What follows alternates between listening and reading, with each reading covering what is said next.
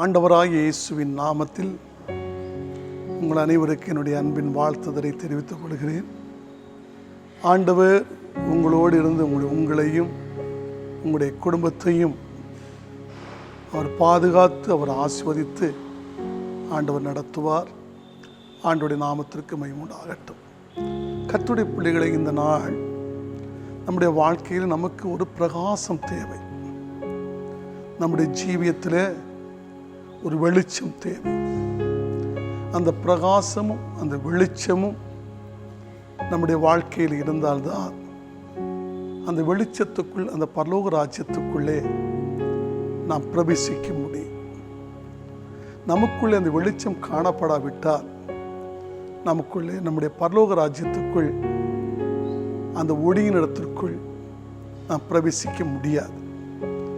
அதனாலே வேதம் சொல்லுகிறது, நீங்கள் பிரகாசம் அடைவதற்கு நீங்களும் நானும், இந்த உலகத்திலே வாழுகிற நீங்களும் நானும், இந்த உலகத்திலே நாம் இருக்கும் பொழுது நாம் பிரகாசம் அடைவதற்கு நாம் என்ன செய்ய வேண்டும்? நாம் எப்படி இருந்தால் நாம் பிரகாசம் அடையலாம் என்ற சில வார்த்தைகளை நான் உங்களோடு பேசுவதற்கு என்னுடைய ஆவியிலே நான் தூண்டப்பட்டிருக்கிறேன். அன்பான கர்த்தருடைய பிள்ளைகளே, அந்த ஏசாயா 60ஆம் அதிகாரம் 1ஆம் வசனம் நீங்கள் படித்து பார்த்தால் என்ன சொல்லுகிறது? ஏசாயா 60ஆம் அதிகாரம் 1ஆம் வசனத்திலே நீ என்ன செய்? எழும்பி பிரகாசி. அதாவது நம்ம எழும்பணும், எழும்பினாதான் ஒளி வரும். அதனால் ஆண்டவராகிய கர்த்தர் ஏசாயா தீர்க்கதரிசி மூலமாய் சொல்லுகிறார், நீ எழும்பி நீ பிரகாசி. அது எழும்பி பிரகாசிக்க வேண்டும். அப்ப எழும்பினாதான் பிரகாசி, உன் ஒளி வந்தது. அப்படித்தானே சொல்றது? உன் ஒளி வந்தது, கர்த்தருடைய மகிமை உன்மேல் உதித்தது. அதை நம்ம எழும்பி நம்முடைய ஜீவியத்தில் பிரகாசிக்கும் பொழுது அது நமக்குள்ள ஒரு ஒளி கடந்து வருகிறது. அதாவது அந்த சவுல் என்ற ஒரு தேவனுடைய மனுஷன் என்ன செய்கிறான் தெரியுமா? தேவனுடைய பிள்ளைகளை கொலை செய்வதற்கு அவன் திட்டம் தீட்டி நிருபத்தை வாங்கி கொண்டு தமஸ்கு வீதியிலே அவன் போய்கொண்டிருக்கும் பொழுது ஒரு ஒளி அவனை சந்தித்தது. அந்த ஒளி சந்தித்த உடனே அவர் கீழே விழுந்தான். அந்த ஒளி யார்? அது சந்தித்த உடனே அவன் கேட்கிறான், ஆண்டவரே யார் என்று சொல்லி கேட்ட உடனே மேலிருந்து ஒரு பரிந்துரைகளை துன்பப்படுத்துகிற கிறிஸ்து நானே என்ற ஒரு பதில் வருகிறது. அந்த கொடூரமாக இருந்த அந்த சவுலை ஒரு ஒளி பிடித்தது. அந்த ஒளி அவனை பிடித்தவுடனே, அன்பான கர்த்தருடைய பிள்ளைகளே, அந்த ஒளியினுடைய வாழ்க்கையில என்ன நடந்தது தெரியுமா? ஜீவியத்திலே அவனுடைய ஜீவியத்தை பிரகாசிக்க ஆரம்பித்தது. அவன் நடக்க வேண்டிய பாதைகளை காட்ட ஆரம்பித்தது. அவனை கண் வைத்து ஆலோசனை சொல்ல ஆரம்பித்தது. கர்த்தருடைய பிள்ளைகளை, உங்களுடைய வாழ்க்கையில நீங்க செய்ய வேண்டிய காரியம் என்ன? அந்த ஒளி உங்களுக்கு தேவை. அப்போ நம்ம எழும்பி பிரகாசிக்க வேண்டும். அப்போ ஒளி வரும். ஒளி வந்ததுக்கு பிறகு கர்த்தருடைய மகிமை உண்மையில் நிரம்பி இருக்கும். ஆண்டுடைய மகிமை சொல்லுகிறார், என்னுடைய மகிமையை நான் வேறு ஒருவனுக்கு கொடேன் என்று சொன்ன அந்த மகிமை நம்மேல் உதிக்கும். காரணம், இதோ இருள் பூமியை மூடப்போகிறது, காரிருள் ஜனங்களை மூடப்போகிறது. அந்த கர்த்தர் உண்மையில் உதிப்பார், அவருடைய மகிமை உண்மையில் காணப்படும் என்று கர்த்தருடைய வார்த்தை நமக்கு இருக்கிறது. அப்ப கர்த்தர் மேல் உதிக்க வேண்டும், அவருடைய மகிமை நம்மேல் காண வேண்டும். அதற்கு நாம் எழும்ப வேண்டும், பிரகாசிக்க வேண்டும், அந்த ஒளியை பெற்றுக்கொள்ள வேண்டும். அந்த கர்த்தருடைய மகிமையினால், தேவ மகிமையினால் கர்த்தர் நம்மை சிவா நிரப்புவார் என்று சொல்லப்பட்டிருக்கிறது. அப்ப அந்த கர்த்தருடைய மகிமை நம்முடைய வாழ்க்கையில் இருக்கும் பொழுது வேதம் என்ன சொல்லுகிறது? மத்தேயு எழுதின சுவிசேஷத்திலே 13ஆம் அதிகாரம் அதிலே 43ஆம் வசனம் இவ்வாறு சொல்லுகிறது. என்ன?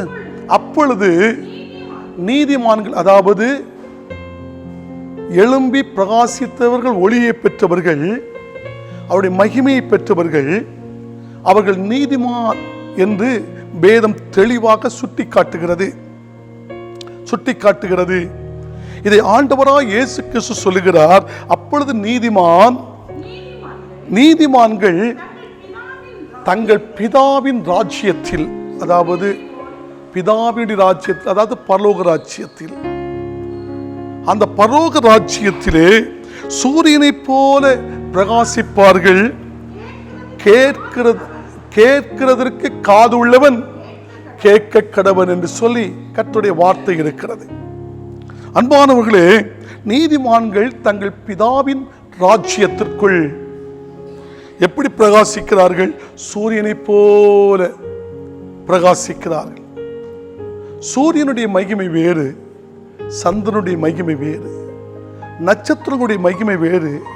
நட்சத்திரங்களுக்குள் நட்சத்திரங்கள் விசேஷமாக இருக்கிறது என்று வேதத்திலே அறிந்திருக்கிறோம், படித்திருக்கிறோம். ஆனால் எல்லாவற்றையும் விட இந்த சூரியனுடைய வெளிச்சம், அந்த சூரியனுடைய மகிமை அது வித்தியாசமாக இருக்கிறது. ஆண்டவர் நீதிமான்களை எவைகளுக்கு கர்த்தர் ஒப்பிட்டு பேசுகிறார் என்று நான் வேதத்தை ஆராய்ந்து பார்த்தார்.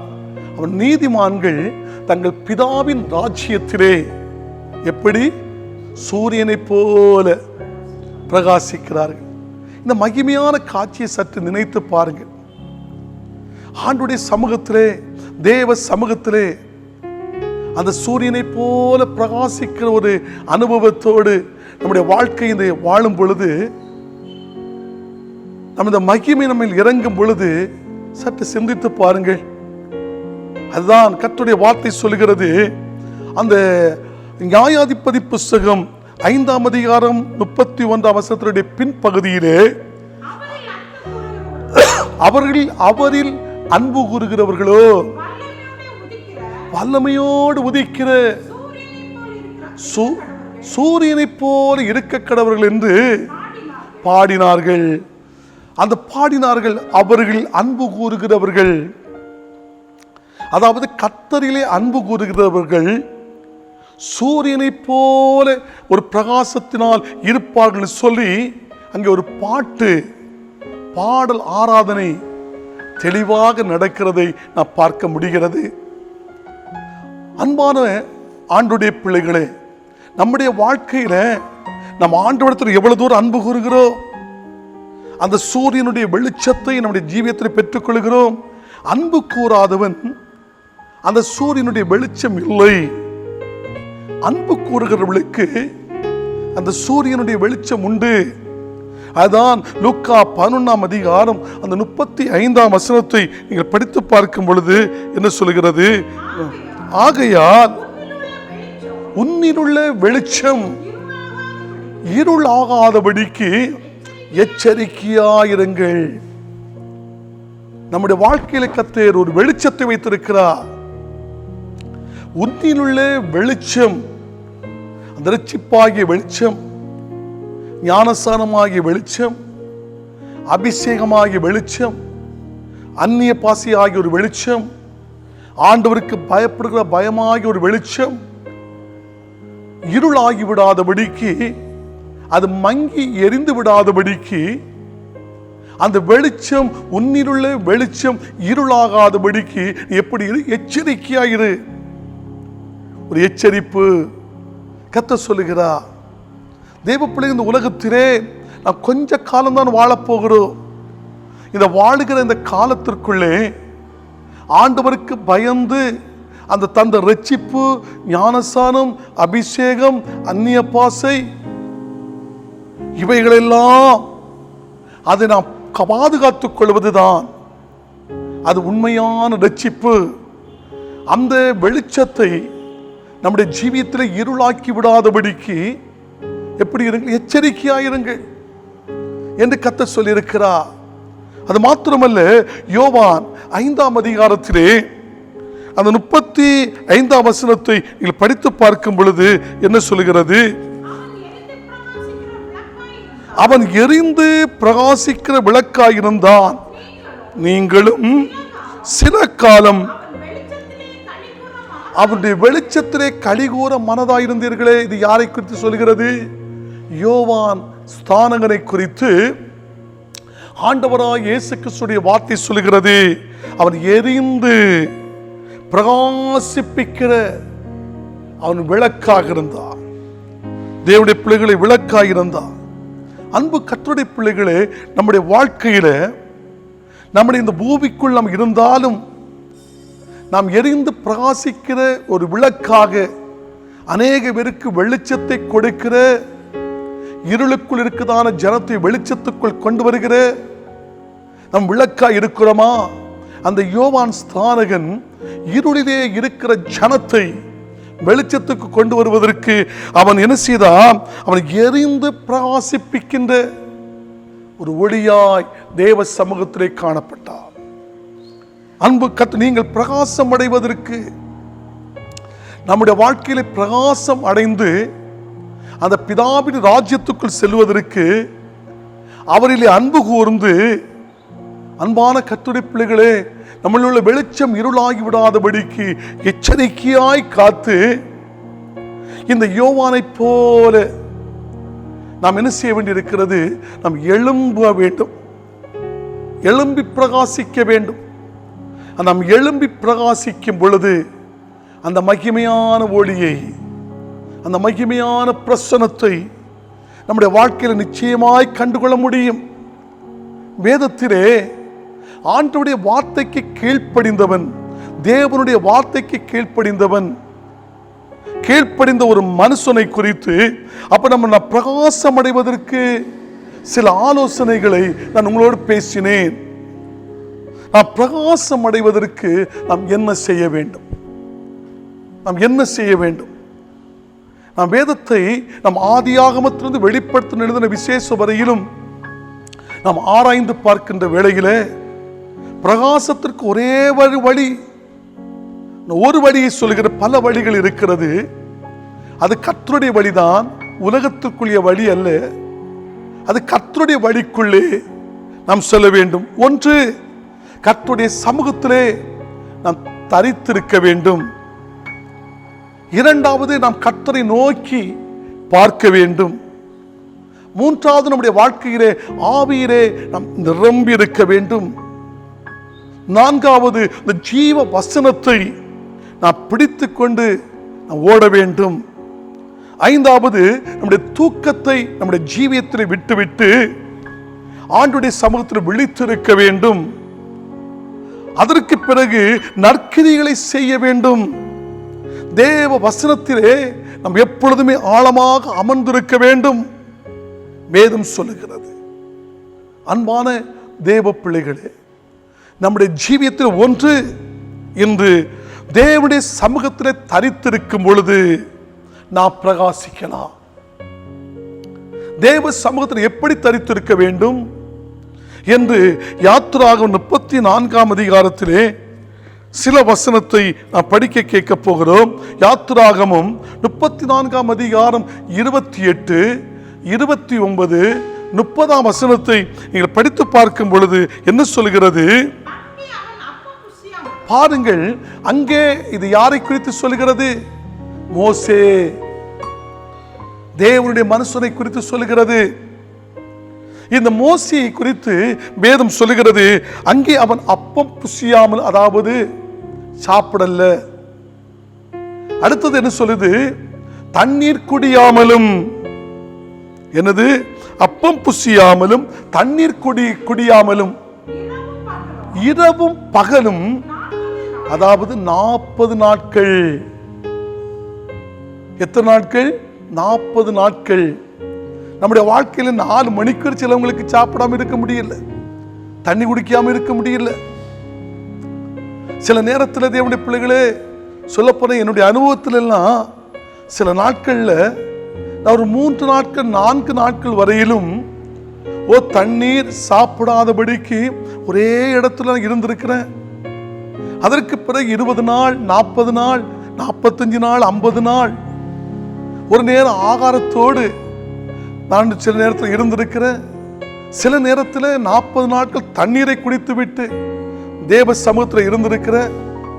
ஆனால் தண்ணீர் இல்லாதபடி, ஆகாரம் இல்லாதபடி 40 நாள் இந்த பூமியிலே இருந்ததாக ஒரு சரித்திரத்தை நம்ம காண முடியாது.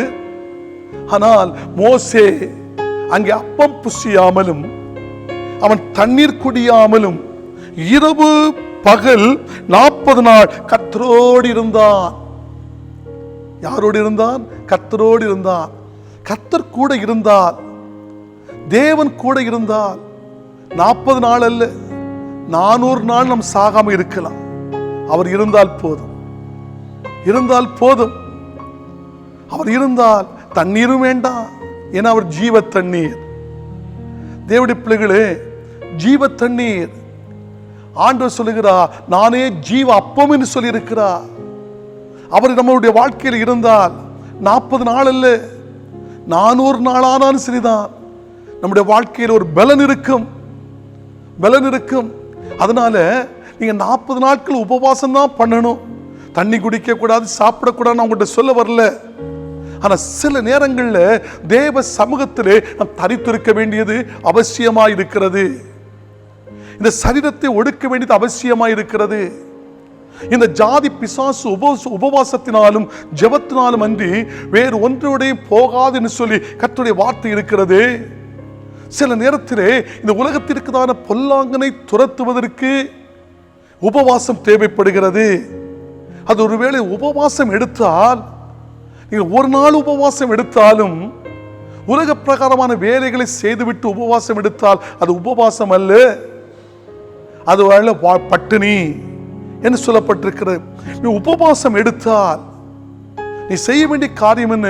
குறைந்த பட்சம் ஒரு 4 மணிக்குறாது நீ ஜெபத்திலும் வேத வாசிப்பிலும் தரித்திருக்க வேண்டும். அதுதான் உபவாசம். நீ உபவாசம் எடுத்துக்கிட்டு அங்கெங்கெல்லாம் போய்கொண்டு வந்து அது உபவாசம் என்று சொல்வது நீதி அல்ல, நியாயமும் அல்ல, அது தேவன் பிரியப்படுகிறதும் இல்லை. ஆனா ஆண்டவருடைய சமூகத்திலே இந்த மோசே அந்த அப்பம் புசியாமலும் தண்ணீர் குடியாமலும் இரவு பகல் அவன் 40 நாட்கள் இருந்தான். அவன் 10 கற்பனைகளாகிய உடன்படிக்கையின் வார்த்தையின் பலகையிலே எழுதினான். ஆண்டவர் கொடுத்த அந்த கற்பனைகள், 10 கற்பனைகள் இன்னைக்கு உலகமே போதித்துக் கொண்டிருக்கின்ற, உலகத்திற்கு தேவன் கொடுத்த கற்பனைகள், கட்டளைகள், மோசே மூலமாய் கர்த்தர் சீனாய் மலையிலே கொடுத்த அந்த காரியங்கள். அவன் அப்பம் புசிக்கவில்லை, தண்ணீர் குடிக்கவில்லை, தேவனோடு இருந்த பொழுது அந்த சீனாய் மலையிலே அந்த 10 கற்பனைகளை கர்த்தர் கொடுத்த, என்னை என்று உனக்கு தேவர்கள் உண்டாயிருக்க வேண்டாம், தகப்பனை தாயும் கனம் பண்ணணும், விபச்சாரம் செய்யாத, அடுத்த காரியத்தை இச்சிக்காத, இதெல்லாம் கர்த்தர் சொன்ன கற்பனைகளை கர்த்தர் கொடுத்தா, கட்டளைகளை கர்த்தர் கொடுத்தா. அந்த கட்டளைகளை பலகையிலே எழுதினான். மோசே சாட்சியின் பலகைகள் 2ஐயும் தன்னுடைய கையிலே அவன் எடுத்துக்கொண்டு சீனாய் மலையிலிருந்து அவன் இறங்கின பொழுது, அதாவது சீனாய் மலையிலே இருக்கும் பொழுது கர்த்தருடைய ஆவியானவர் கர்த்தரே அவனோடு பேசினார். அவன் எழுதினான். தன்னோடு பேசினதினால் தன்னுடைய முகம் பிரகாசித்திருப்பதை அவன் அறியாதிருந்தான். பாருங்கள், அவனுடைய முகம் பிரகாசித்துக் கொண்டிருக்குது. மோசேக்கு தெரியல, மோசேக்கு தெரியல. நம்முடைய வாழ்க்கையிலும் நாம் தேவனோடு கூட இருந்தால், கர்த்தரோடு கூட இருந்தால், பரிசுத்தரோடு நம்முடைய ஜீவியம் இருந்தால், நமக்கு என்ன சொல்லுகிறது? அந்த மோசே கர்த்தரோடு இருந்தான். அவன் மலையிலிருந்து இறங்கி வரும் பொழுது கர்த்தர் அவனோடு பேசினதை என்ன செய்கிறது? பேசினதினால் தன் முகம் பிரகாசிப்பதை அவன் அறியாதிருந்தான். பேசினதினால் அவன் முகம் பிரகாசிப்பதை அவன் அறியாமல் இருக்கிறான். அவன் இறங்கி வருகிற வேளையிலே ஒரு கூட்டம் காத்து நிற்கிறது. மலையிலே போன மோசே எங்கே? மலையில் போன மோசே எங்கே என்று சொல்லி பார்க்கும் பொழுது அங்கே ஆரோனும் இஸ்ரவேல் புத்திரன் படியுங்கள். ஆரோனும் இஸ்ரவேல் பித்ரு எல்லாரும் மோசேயை பார்த்த பொழுது, பாருங்கள், யாரை பார்த்த பொழுது? மோசே, ஆரோன், இஸ்ரவேல் ஜனங்கள் மலையிலிருந்து இறங்கி வருகிற மோசேயை பார்த்த பொழுது என்ன நடக்கிறது? பார்த்த பொழுது அவனுடைய முகம் பிரகாசித்திருப்பதை கண்டு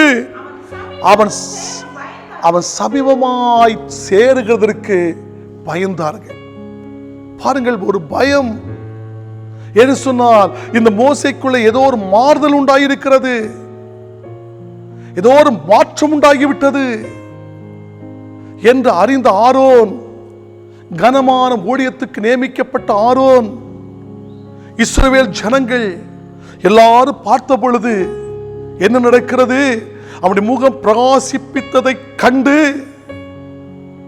அவன் பக்கமாக சேருவதற்கு, அவன் பக்கமாக போவதற்கு ஆரோனும் பயந்தான், இஸ்ரவேல் ஜனங்களும் பயந்தான். காரணம், அவனுடைய முகம் பிரகாசிப்பித்துக் கொண்டிருக்கிறது, அவனுடைய முகம் அருமையாய் பிரகாசிப்பித்துக் கொண்டிருக்கிறது. அன்பு கர்த்தருடைய பிள்ளைகளே, நம்முடைய வாழ்க்கையிலே தேவ சமூகத்திலே நாம் தரித்திருக்கும் பொழுது நம்முடைய ஜீவியத்திலே என்ன உண்டு? பிரகாசம் உண்டு, நிச்சயமாய் பிரகாசம் உண்டு. மத்தேயு எழுதின சுவிசேஷம் என்ன சொல்கிறது? மத்தேயு எழுதின சுவிசேஷத்திலே 17ஆம் அதிகாரம் 1 2 வசனத்தை நீங்கள் படித்து பார்க்கும் பொழுது என்ன சொல்கிறது? பாருங்கள், இங்கே ஒரு சம்பவம் நடந்து வருகிறது. 6 நாளைக்கு பின்பு இயேசு, கவனமாய் கேளுங்கள், 6 நாளைக்கு பின்பு இயேசு, ஆண்டவராய் இயேசு கிறிஸ்து, அவர் என்ன செய்கிறார்? பேதுருவையும் யாக்கோபையும் அவனுடைய சகோதரனாகிய யோவானை கூட்டிக் கொண்டு தனித்திருக்கும்படிக்கு ஒரு உயர்ந்த மலையின் மேல் போனார். பாருங்கள், கவனமாய் கேளுங்க. இயேசு கிறிஸ்து, இந்த இயேசு கிறிஸ்து என்ன செய்கிறார்? அவர் என்ன செய்கிறார்? தனித்திருக்கும்படிக்கு, ஜெபிக்கும்படிக்கு என்ன செய்கிறார்? பேதுருவையும் யாக்கோபையும் அவருடைய சகோதரனாகிய யோவானையும் கூட்டிக் கொண்டு தனித்திருக்கும்படிக்கு ஒரு உயர்ந்த மலையிலே ஏறினார். எங்கே ஏறினார்? உயர்ந்த மலையிலே ஏறினார், தனித்திருப்பதற்கு. தேவ பிள்ளைகளே, தனித்திருப்பதற்கு ஏறின பொழுது அங்கே சொல்லுகிறது, அவர்களுக்கு யாருக்கு முன்பதாக? பேதுரு, யாக்கோபு, யோவானுக்கு முன்பதாக இந்த பேதுரு ஒரு காட்சியை பார்க்கிறான், யாக்கோபு ஒரு காட்சியை பார்க்கிறான், யோவான் ஒரு காட்சியை பார்க்கிறான். அந்த உலகியந்த மலையிலே தனித்திருக்க சென்றவன், ஆண்டவரோடு இருக்க சென்றவன் ஒரு காட்சியை பார்க்கிறான். அவர்களுக்கு முன்பதாக மறுரூபம் அடைகிறார். யாருக்கு முன்பதாக? யார் மறுரூபம் அடைந்தது? ஆண்டவராகிய இயேசு கிறிஸ்து என்ன செய்கிறார் தெரியுமா? மறுரூபம் அடைகிறார். மறுரூபமானார். அவருடைய முகம் சூரியனை போல என்ன செய்தது? பிரகாசிப்பித்தது. அவருடைய வஸ்திரம் வெளிச்சத்தை போல எப்படி இருந்தது? வெண்மையாயிருந்தது. அன்னுடைய பிள்ளைகளை கவனமாய் இதை கேளுங்கள். அப்ப வாழ்க்கையிலே ஆண்டவரோடு தனித்திருக்கும் பொழுது, தேவனோடு தனித்திருக்கும் பொழுது, அந்த மோசேயும் தேவனோடு தனித்திருந்தார். ஆண்டவராய் இயேசுவும் தம்முடைய சீசர்கள் 3 பேரை அழைப்பித்து விட்டு அந்த உயர்ந்த மலையிலே தனித்திருக்கும்படிக்கு போன பொழுது, அந்த தனிமையாக இருந்த நேரத்திலே நடக்கிற சம்பவம் என்ன? அவர் அப்படியே மறுரூபமாய் எடுத்துக் கொள்ளப்படுகிறார், மறுரூபம் அடைகிறார், மறுரூபமானார். இந்த காட்சியை பேதுருவும் பார்க்கிறான், யாக்கோபும் பார்க்கிறான், யோவானும் பார்க்கிறான். ஒரு மகிமையான ஒரு காட்சி. பார்க்கும் பொழுது ஆண்டவராகிய இயேசு கிறிஸ்துவின் முகம், அவருடைய முகம் சூரியனை போல பிரகாசிக்கிறது. சூரியனை போல பிரகாசித்தது. அவருடைய முகம் மாத்திரமல்ல, அவருடைய உடுத்திருந்த வஸ்திரம், அவர் போர்த்திருந்த வஸ்திரம் வெண்மையை போல் இருந்தது. அந்த வெண்மையை வர்ணிக்க முடியாத வெண்மை. அந்த சூரியனுடைய வெளிச்சம் வேறு, சந்திரனுடைய வெளிச்சம் வேறு, நட்சத்திரங்களுடைய வெளிச்சம் வேறு. நட்சத்திரங்களுக்குள்ளே நட்சத்திரங்கள் விசேஷித்தவைகள் என்று உங்களோடு சொன்னேனே, அதுபோல இந்த ஆண்டவராகிய இயேசு கிறிஸ்துவின் அந்த முகம் சூரியனுடைய முகத்தை போலவும், அவருடைய வஸ்திரங்கள், அவருடைய வஸ்திரம் வெளிச்சத்தை போலவும் வெண்மையாயிருந்தது. உடுத்திருக்கிற வஸ்திரம் கூட வெண்மையாய் மாறிவிட்டது. முகம் மாத்திரமல்ல, வஸ்திரங்கள் கூட வெண்மையாய் மாறிவிட்டது. தேவ பிள்ளைகளே, நம்முடைய அருமைச்சகராய் ஆண்டவர், நான் செய்த கிரிகளை காட்டிலும் நீங்கள் அதிகமான கிரிகளை செய்வீர்கள் என்று சொல்லி நமக்கு வாக்கு கொடுக்கவில்லையா? வாக்கு கொடுத்தவர் உண்மை உள்ளவர் என்று நீங்க அறிந்திருக்கிறீர்களே. அந்த உண்மை உள்ள தேவன் நம்முடைய வாழ்க்கையிலே வாக்கு மாறாத தேவன் என்று அறிந்திருக்கிறீர்களே. அந்த வாக்கு மாறாத தேவன் அவருடைய முகத்தை பிரகாசித்தது போல அந்த மோசேயுடைய முகத்தை பிரகாசித்தாரே, நம்முடைய முகத்தை அவர் பிரகாசிக்க மாட்டாரா? நம்முடைய முகத்தை அவர் பிரகாசிப்பதற்கு அவர் ஆவலாக இருக்கிறார். அவருடைய முகத்தை, நம்முடைய முகத்தை பிரகாசிக்க வேண்டும் என்று சொன்னார் நாம் செய்ய வேண்டிய காரியம் என்ன? அவருடைய சமூகத்திலே நாம் தனித்திருக்க வேண்டும். தனித்திருக்க வேண்டும். ஜெபத்திலே தனித்திருக்க வேண்டும். ஜெபத்திலே தனித்திருக்கும் பொழுது நம்முடைய ஜீவியத்தில் ஒரு பிரகாசம் உண்டு. பிரகாசம் உண்டு. சங்கீதம் 118 சங்கீதம் 27 வசனம் சொல்லுகிறது, கர்த்தர் நம்மை பிரகாசிப்பிக்கிற தேவனாயிருக்கிறார். பாருங்கள், சொன்னேன் அல்லவா, அவர் நம்மை பிரகாசிப்பிக்கிற தேவனாக தான் இருக்கிறார். அப்ப அந்த பிரகாசத்தை நாம் காண முடியவில்லை. ஏன் கிறிஸ்தவர்கள் என்று சொல்லுகிறோம்? அந்த பிரகாசத்தை காண முடியவில்லை. காரணம், நாம் தனித்திருக்கவில்லை. தேவனோடு தனிமையாக இருக்கவில்லை. தனிமையாக இருக்கவில்லை. அன்பானவர்களே, அதுதான் சங்கீதம் 27:1 என்ன சொன்னது? கர்த்தருடைய வெளிச்சமும் என் இரட்சிப்புமானவர். யாருக்கு பயப்படுவேன்? அந்த வெளிச்சம், அந்த இரட்சிப்பு நம்முடைய ஜீவியத்தில் இருந்தால் ஒருவருக்கும் பயப்பட வேண்டிய அவசியம் இல்லை. நீங்கள் பிரகாசம் அடைவதற்கு சில ஆலோசனை உங்களுக்கு கொடுத்திருக்கிறேன். தேவ சமூகத்திலே தரித்திருங்கள், தனிமையாயிருங்கள். கண்களை மூடி செபிப்போமா? வானத்திலும் பூமியிலும் சகல அதிகாரம் உடைய எங்கள் ஆண்டவராய் இயேசுவின் நாமத்தில் வருகிறோம்.